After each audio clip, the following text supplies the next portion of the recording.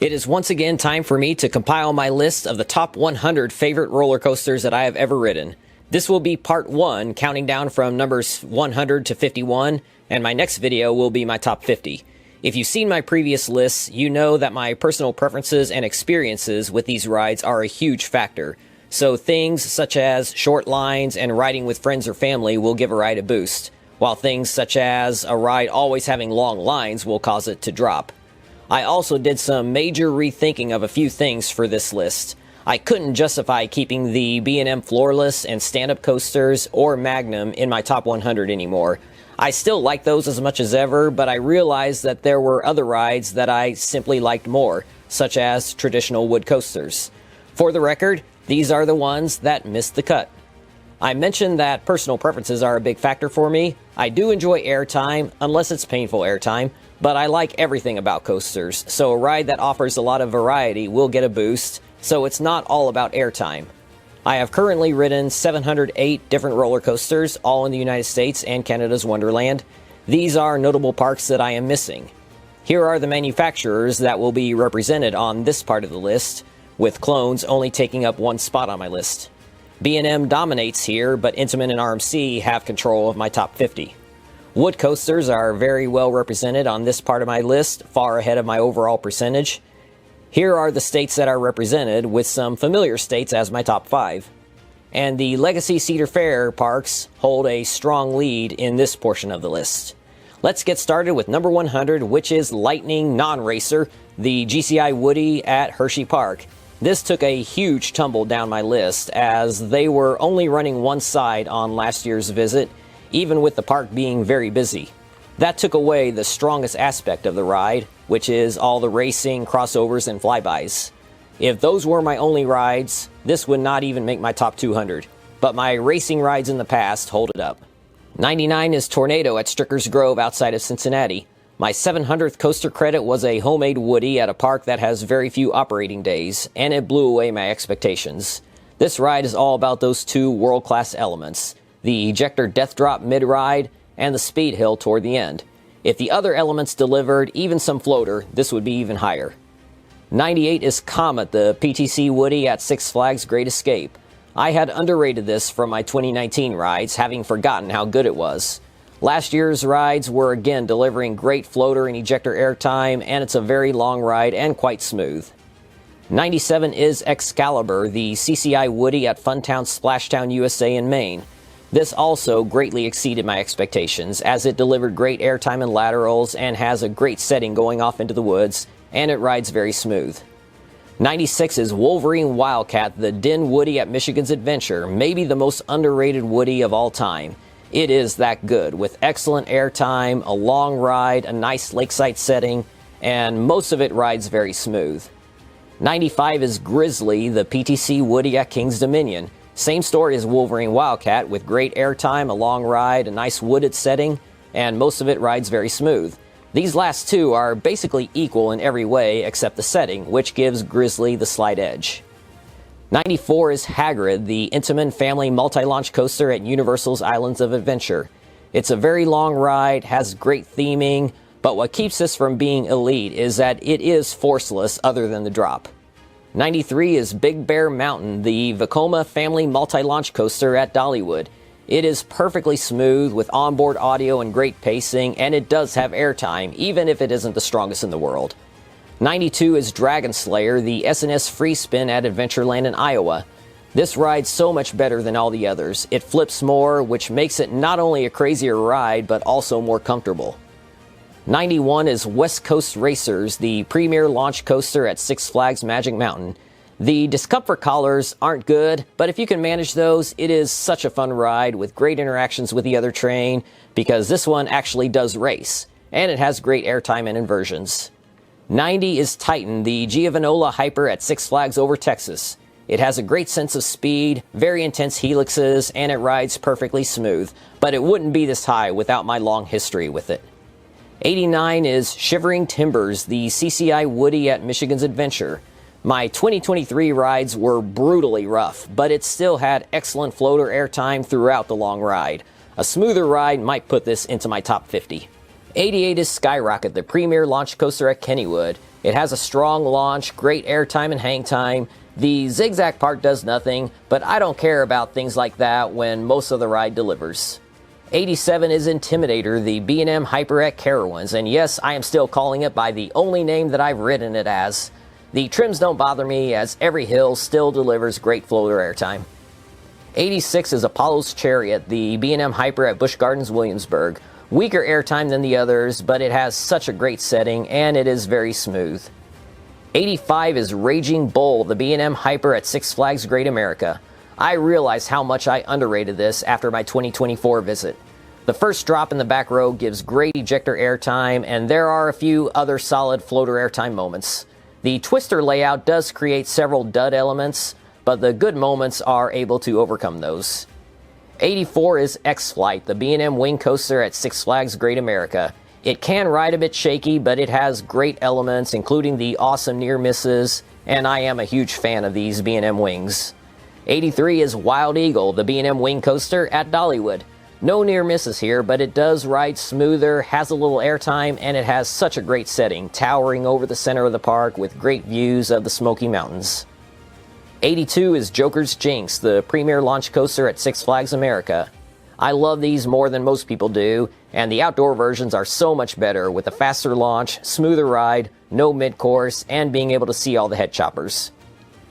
81 is Renegade, the GCI Woody at Valley Fair. It's one of the rougher GCIs, but it is a great layout with solid airtime and rapid-fire transitions.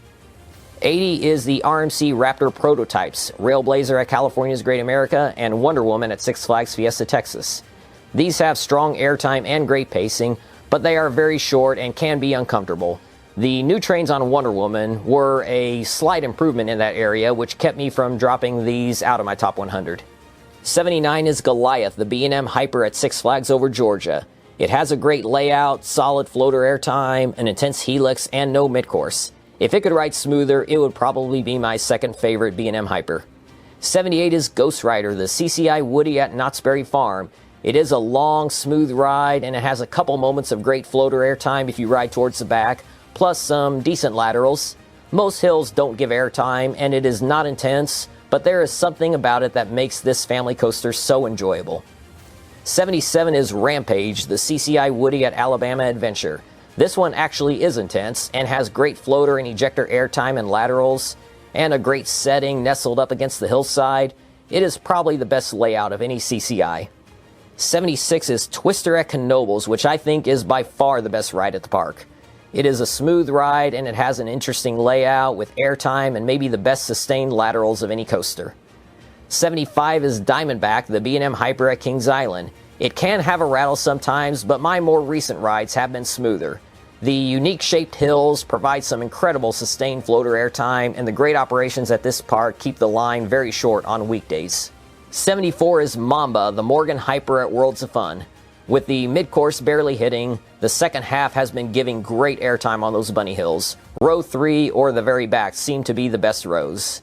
73 is Cornball Express at Indiana Beach, my favorite CCI Woody, with its quirky layout wrapping around other rides, and it gives great airtime mixed with laterals. Row 2 or the very back were my favorite rows. 72 is SheiKra, the B&M dive coaster at Busch Gardens Tampa. The two drops give amazing airtime, and even though these have the old restraints, I don't get headbanging because of the simple layout. 71 is Hang Time, the Gerstlauer Infinity Coaster at Knott's Berry Farm. It has great airtime on the drop and the speed hill, plus good inversions with a little hang time. It has a great light package at night, but the short ride keeps it from getting higher on my list. Number 70 is Val Raven, the B&M dive coaster at Cedar Point. This has more variety in the layout than the older ones, and it has the vest restraints, which I love, and it provides a beautiful view from the top. 69 is Dr. Diabolical's Cliffhanger, the B&M dive coaster at Six Flags Fiesta Texas. It also has great variety, plus the steeper drop gives incredible airtime, and the theming adds a lot to the ride, but the edge seats can have a rattle. 68 is Banshee, the B&M invert at Kings Island. I love the vest restraints, and it's a long, intense ride with no mid-course. It's probably the best layout of any invert in the country. The unavoidable rattle is the only reason it's not my favorite invert. 67 is Yukon Striker, the B&M dive coaster at Canada's Wonderland. For now, this is my favorite dive coaster, with that massive drop into the underwater tunnel, and a great layout follows, plus it rides perfectly smooth. 66 is Leviathan, the B&M Giga, also at Canada's Wonderland.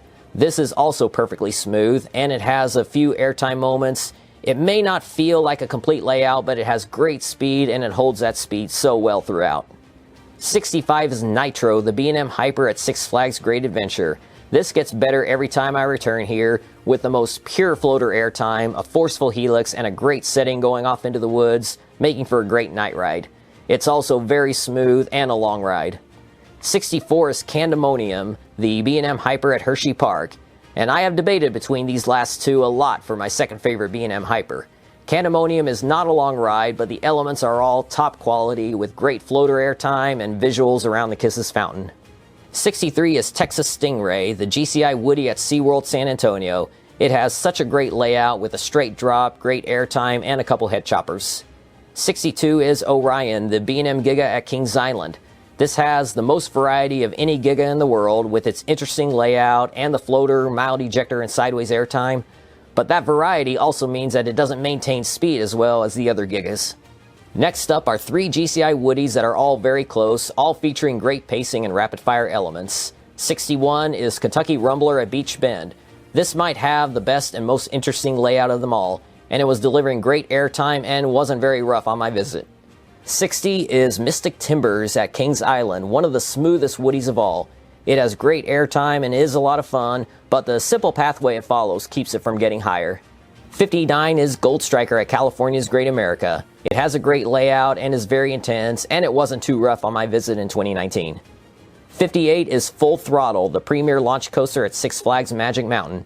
It has a strong launch, a massive loop with my favorite hang time moment of any coaster, and the best upside down view of the mountains. And this ride that is not short has a surprise later on. 57 is Viper, the Aero Mega Looper, also at Six Flags Magic Mountain. The first half is extremely intense, as it has given me my only lifetime blackout, then the second half gives great hang time on the inversions. 56 is Batwing, the only remaining Vekoma Flying Dutchman. I think this has the best layout of any flyer in the country, and it is extremely intense and perfectly smooth. Every element delivers, but that crazy loop is the highlight. Ride this while you can. 55 is Cheetah Hunt, the Intamin multi-launch coaster at Busch Gardens, Tampa. It is not the most intense ride, but it is so much fun with some great ejector airtime, hang time in the inversion, and it's a long ride. Rising up the Windcatcher Tower in the front row is probably the strongest and best moment of airtime in the entire park. 54 is the Beast at Kings Island, the longest wood coaster in the world. This iconic ride may have trims, straight track, and no airtime, but it just doesn't matter in this case. This is all about taking that journey deep into the woods, feeling very out of control, which is made even better by the night rides. 53 is Vortex, the defunct Aero Looper from Kings Island. I have great memories riding this with fellow Vortex fans during its final days, which might be causing me to overrate it, but I don't care. It did have amazing ejector airtime on the drop when riding in the back, and it was also a smooth ride back there. And the inversions were either forceful or had hang time. 52 is Fahrenheit, the Intamin at Hershey Park, with its incredible drop, a couple strong airtime moments, smooth ride, and great inversions. And at number 51, this might shock some people. It goes to Skyrush, the Intamin Hyper, also at Hershey Park, which took a huge tumble down my list after last year's rides. The new restraints have it feeling far less intense, and the airtime didn't seem as strong as before. This opened my eyes to the dead spots in the layout, and I actually found the new restraints to be more uncomfortable than the old ones, especially with how it still staples you. However, the airtime, intensity, and the speed are still good enough to warrant not dropping it further. So that'll do it for part 1 of my list. Keep an eye out in the coming days for part 2, where I'll count down my top 50. I hope you enjoyed the video. I don't expect anyone to agree with me on everything, and that is totally fine. That's what these lists are all about. If everyone's favorite coaster lists were copy and paste with changing just a couple things so that the teacher doesn't know that you were cheating, then those wouldn't be interesting, and there would be no point in watching or making these videos. Thank you for watching. I will see you next time.